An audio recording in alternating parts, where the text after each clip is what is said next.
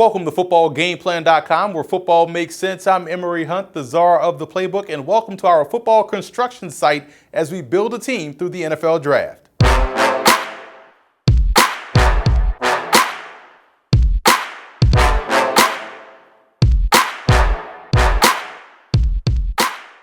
You always hear others say that this particular draft is weak, or wait until next year to take this particular position, or the NFL draft is an inexact science, but we at Football Game Plan believe that all three of those statements are huge myths, and we're here to show you why as we go through 7 rounds of the NFL draft and pick players to make each NFL team better. But before we get started, let's take a look at the mock draft rules. You have to remember that the selections that you see in this mock draft will be based off of Football Game Plan Scouting player rankings, which you can find on our website at youtube.com/footballgameplan or footballgameplan.com/FBGP scouting. They're also based off what I would do as the general manager, not what I think they'll do, not what they have done or what they will do, but what I would do if I were the GM, and also what I believe are the team needs. So not what other people may think the team needs are. If I think they need a quarterback, then I'm gonna take a quarterback.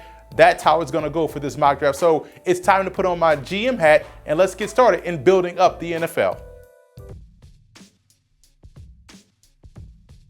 The Patriots draft doesn't start until round 3, in which they have 2 selections. With the potential of losing Malcolm Butler, I went secondary with the first pick in Colorado's Chidobe Awuzie. Now, he plays a lot like Stephon Gilmore, whom they brought in via free agency, and could hit the ground running for Matt Patricia.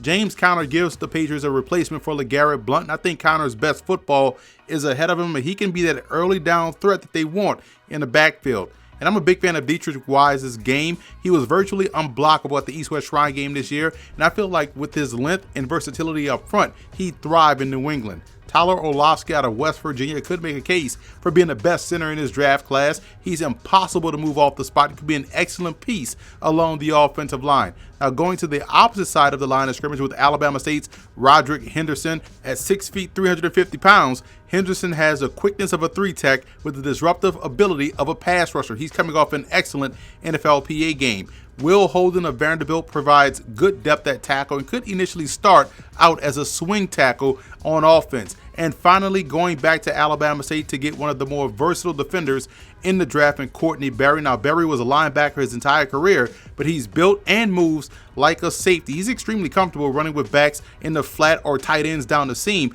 I think he could be the Jamie Collins for this defense. Berry is also coming off a 3-time All-American career at Alabama State. So that's a wrap for this edition of Building Through the Draft. I'm Emory Hunt, the czar of the playbook. And if you want to watch our other NFL team 7-round mock drafts, and you already should, be sure to subscribe to our YouTube channel at youtube.com/footballgameplan, where you can catch all of our FBGP scouting prospect ranking videos. Also, subscribe to Football Game Plan podcast on iTunes.